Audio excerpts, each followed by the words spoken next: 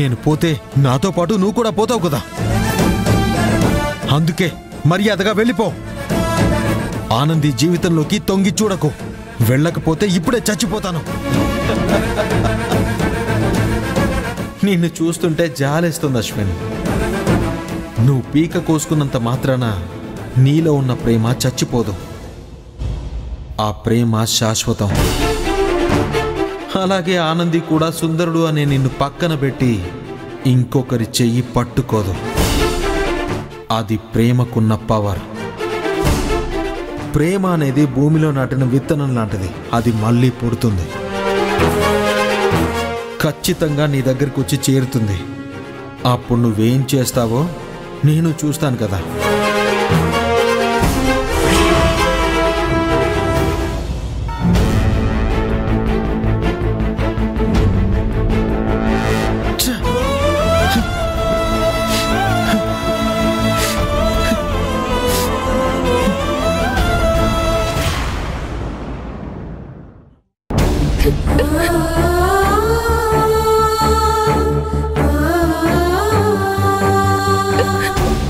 ఏమైంది ఆనంది, అలా డల్గా కూర్చున్నావేంటి?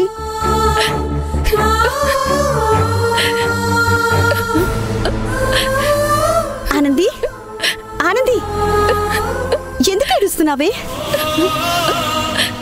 ఏడు పాపి, ఏమైందో చెప్పవే.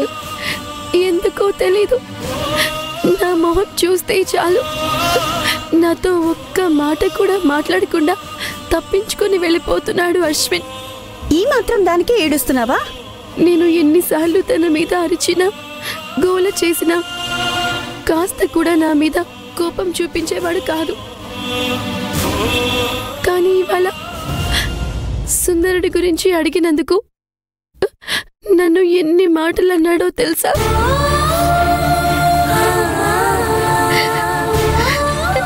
సుందరుడు ఎవరు? ఎన్నిసార్లు చెప్పినా అర్థం కదా నీకు? ఆ సుందరుడు ఎవడో నాకు తెలీదు. మహేష్ సార్ చెప్పినట్టు ఆ నంద అనే సుందరుడు. వాడు చచ్చినప్పుడే ఆ సుందరుడు కూడా చచ్చాడు.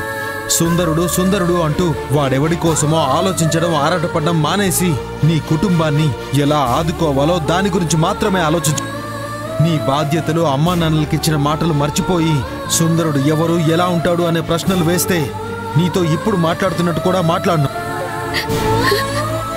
నిజమా? అశ్విన్ నీతో అలా మాట్లాడా? అలా మాట్లాడకుండా ఎలా మాట్లాడతాడే?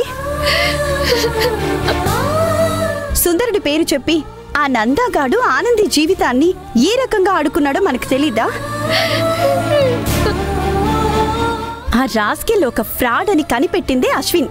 అదీ కాక ఇవాళ ఆనంది పీకల మీదకి కత్తిలా ఓ పెద్ద సమస్య వచ్చి కూర్చుంటే వెంటనే 10 లక్షలు తెచ్చి ఆ సమస్యలోంచి తనని బయటపడేసింది ఎవరు?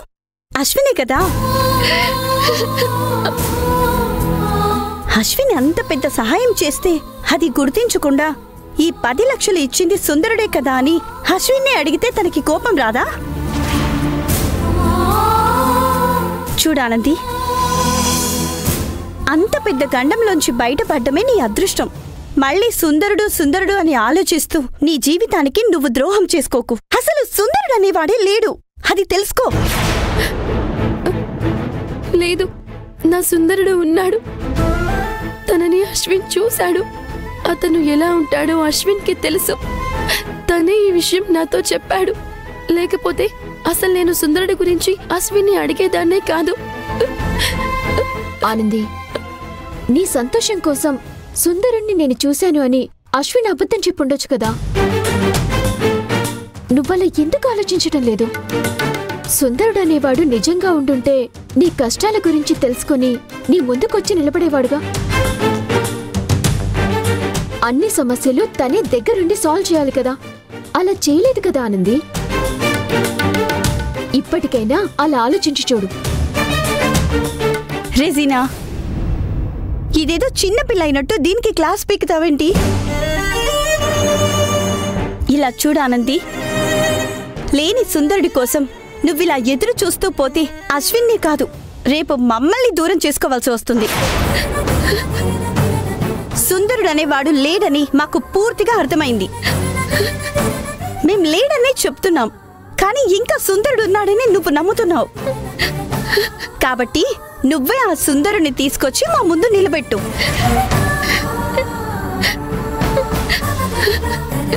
అప్పటి వరకు నీకు మా వైపు నుంచి ఎలాంటి సపోర్ట్ ఉండదు.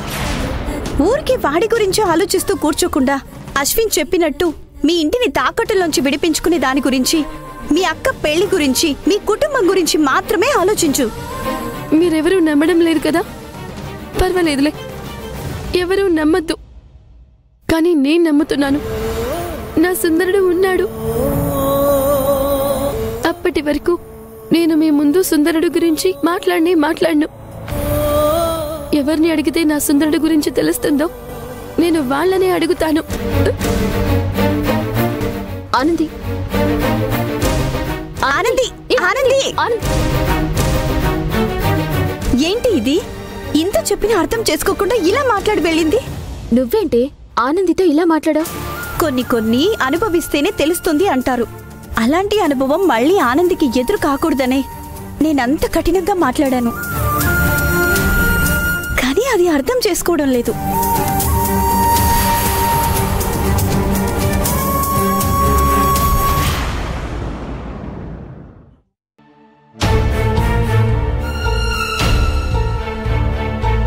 మీరు చెప్పినట్టే 7 లక్షలు ఇచ్చాం. అలాగే మీరు చెప్పినట్టు మా ఆయన్ని ఫారెన్ ఉద్యోగానికి పంపించి మీ మాట నిలబెట్టుకోండి సార్. మీకు డౌట్ అక్కర్లేదు. మిగతా ఏజెన్సీలాగా కాదు, మా ఏజెన్సీలో సుమారు 1000 మందిని ఫారెన్కి పంపించాం. మిగతా వాళ్ళలాగా 30-40 వేల జీతానికి మేము ఫారెన్కి పంపించాం. ఈ జీతం ఏదో ఇక్కడే సంపాదించుకోవచ్చు కదా. అందుకే మేం పంపిస్తే 1,50,000 లేదా కనీసం 1,00,000 రూపాయల జీతమైనా ఉంటుంది. అలా అయితేనే పంపిస్తాం. పోయిన వారం కూడా 10 మందిని పంపించాము. మీరు చెబుతున్న జీతం వస్తే ఓకే సార్. సార్, నేను డిగ్రీ కూడా పూర్తి చేయలేదు. అలాంటి నాకు అంత జీతం ఎలా ఇస్తారు సార్? వాళ్ళకు కావాల్సింది మ్యాన్ పవర్. మీరు అక్కడికి వెళ్తే వాళ్లే మీకు ట్రైనింగ్ ఇచ్చి పనిలో చేర్చుకుంటారు. చదువు గురించి దిగులు మీకెందుకు? నేనున్నాను కదా, నేను చూసుకుంటాను. మీరు చేయాల్సిందల్లా 3 సంవత్సరాలు అక్కడ కష్టపడి పనిచేయాలి. సంవత్సరానికి 1 నెల లీవ్ ఇస్తారు. ఆ సమయంలో మీరు ఇక్కడికి రావచ్చు. కానీ 3 సంవత్సరాలు అక్కడే ఉండాలి. అలాగే ఉంటారు సార్. ఒకటి కావాలనుకుంటే మరొకటి వదులుకోవాలి కదా సార్. 3 ఏళ్లే కదా, మాకు ఓకే సార్. ఏమంటావు అశోక్? అమ్మా, మీరు చెప్తున్నారే తప్ప మీ వారు నోరు తెరవడం లేదే. ఫారిన్లో ఉద్యోగానికి వెళ్ళడం మీ ఆయనకి ఇష్టం లేదా? అలా వెళ్ళి ఇలా వచ్చేస్తే మా ఏజెన్సీకేగా చెడ్డ పేరు.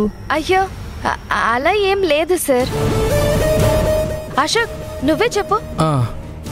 సార్, నేను వెళ్ళడానికి, అక్కడ ఉద్యోగం చేయడానికి సిద్ధంగా ఉన్నాను. Okay, good. Passport visa ready చేసి నేనే మీకు కాల్ చేస్తాను. అప్పుడు మీరు ఒక రోజు రావాల్సి ఉంటుంది. తప్పకుండా వస్తాం సార్. సూపర్ సార్, మీరు 1 నెలలో ఫారిన్లో ఉంటారు. హ్యాపీగా వెళ్ళండి. చాలా థ్యాంక్స్ సార్. అలాగే పద వెళ్దాం.